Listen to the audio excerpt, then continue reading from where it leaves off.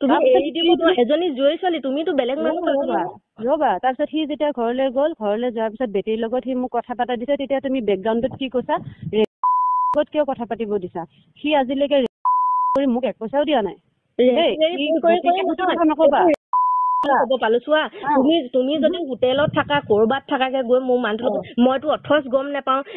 আনকি তুমি এনেকেচোন মোৰ মানুহজনৰ লগত থকা ফটো ষ্টেটাছত সেই চুলি ঘঁহাই থকা, সেইবিলাক যদি সঁচা ভাল পায়, সেইবিলাক বাইদেউহঁতেও দেখিছে, গোটেই নবৌহঁতেও দেখিছে, সেইবিলাক তুমি কি মই বেয়া নাপাওঁ নহয়, মই তাক নিজে মানুহজন বুলি চিনাকি সেনেকে নিদিয়ে ন। আমিও চোন মাইনাও চোন মোক বহুত মৰম কৰে, মোক বহুত, তেতিয়াহ'লে মই ষ্টেটাছত ফালি দেখাম নেকি এনেকুৱা সেইবিলাকতো এজনী জনা বুজা মানুহে, তেতিয়াহ'লে পৃথিৱীৰ মানুহে, সাংসাৰিক মানুহে এনেকুৱা কাম কৰি মই তোমাক এটাই অনুৰোধ জনাইছো যে মাইনা আৰু মোৰ জীৱনৰ পৰা তুমি আঁতৰি যোৱা। আৰু এটা কথা মাইনাক বুজোৱা যে আজিৰ দিনত ছোৱালীজনী আজি বেমাৰ হৈ আছে, জ্বৰ হৈ আছে, তাক কোৱা যে জ্বৰ হৈ আছে,